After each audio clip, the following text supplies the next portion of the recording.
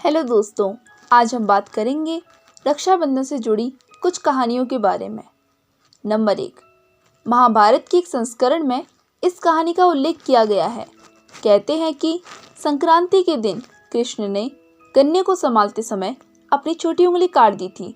यह देखकर रानी रुक्मिणी ने मदद के लिए बाहर भेजा और उनकी दूसरी पत्नी सत्यभामा खुद कपड़ा लेने के लिए दौड़ी, लेकिन द्रौपदी ने बस अपनी साड़ी फाड़ दी और उसकी उंगली पर पट्टी बांध दी।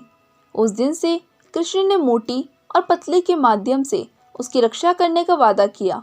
उन्होंने जो शब्द कहे थे उसका अर्थ था अक्षम, जिसका अर्थ होता है यह अंतहीन हो सकता है। इस तरह उनकी साड़ी अंतहीन हो गई और सार्वजनिक रूप से उनके कपड़े उतारने पर उनकी शर्मिंदगी बच गई। दूसरी कहानी है रानी कर्णावती और सम्राट हुमायूं की। इस कहानी का उल्लेख अधिक बार मिलता है। अपने पति राणा सांगा की मृत्यु के बाद कर्णावती मेवाड़ की रेजिमेंट बन गई और अपने बड़े बेटे विक्रमजीत के नाम पर शासन किया। लेकिन जब गुजरात के बहादुर शाह ने मेवाड़ पर हमला किया और विक्रमजीत को हराया, तो रानी के समर्थन के लिए अपने रईसों के पास पहुंची। वे शाह को लेने के लिए सहमत हुए। उसी समय कर्णावती ने एक पत्र भी लिखा जिसमें हुमायूं से रक्षा की मांग करने के लिए राखी के साथ में मदद मांगी गई थी। नंबर 3, यमुना और यम की कहानी। एक बार जब यमुना ने यम को राखी बांधी तो यम इतने प्रभावित हुए कि उन्होंने उन्हें अमृता प्रदान कर दी। ऐसा कहा जाता है कि उन्होंने घोषणा की थी कि जो भी बहन अपने भाई को राखी बांधेगी वह भाई को अमर कर देगी। नंबर 4, रोक्साना और राजा पोरस।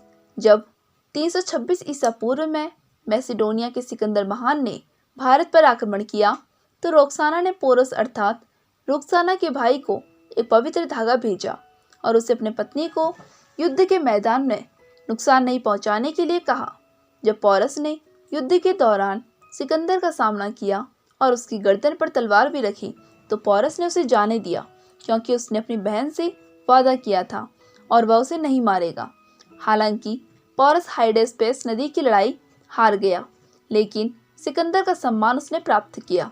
जब सिकंदर की मृत्यु हुई तो पोरस को मैसिडोनिया का क्षत्रप चुना गया। 5वीं कहानी, एक दिन भगवान गणेश की बहन मनसा उन्हें राखी बांधने के लिए जाती हैं। यह देखकर उसके पुत्र लाभ और शुभ को भी एक बहन चाहिए थी। उनकी मांगों को पूरा करने के लिए गणेश ने संतोषी की दिव्य ज्वालाओं से बनाया, जिनके बारे में कहा जाता है कि वे उनकी पत्नियों रिद्धि सिद्धि से पैदा हुई थी। नंबर 6, जब राजा राक्षस बलि ने भगवान विष्णु से उसकी रक्षा करने के लिए कहा, तो विष्णु अपने द्वारपाल के वेश में अपनी बात रखने के लिए उसकी रक्षा करते रहे। लेकिन वैकुंठ में विष्णु की पत्नी लक्ष्मी को विष्णु की याद आ रही थी, तो वह एक चाल की योजना बना रही है। वह आश्रय की तलाश में एक महिला के रूप में खुद को छिपाने और राजा बलि के स्थान पर पहुंचती है। वह उससे आश्रय मांगती है और राजा बलि महल का दरवाजा खोलने के लिए सहमत हो जाता है।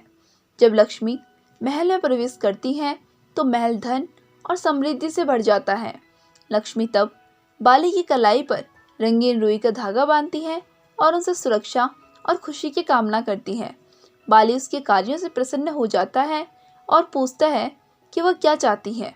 वह द्वारपाल की ओर इशारा करती है और राजा बलि ने उसकी इच्छा पूरी की ताकि वह बैकुंठ में अपने साथ विष्णु को वापस पा सके। सो फ्रेंड्स, ये थी कुछ रक्षाबंधन से जुड़ी हुई कुछ कहानियाँ। यदि आपको इसी तरह की और कहानी सुनने में इंटरेस्ट है तो आप इस चैनल को सब्सक्राइब कर सकते हैं। वीडियो को लाइक करना बिल्कुल ना भूलें और बेल आइकन दबाना बिल्कुल ना भूलें, ताकि आपको हमारी आने वाली हर वीडियो की अपडेट मिलती रहे।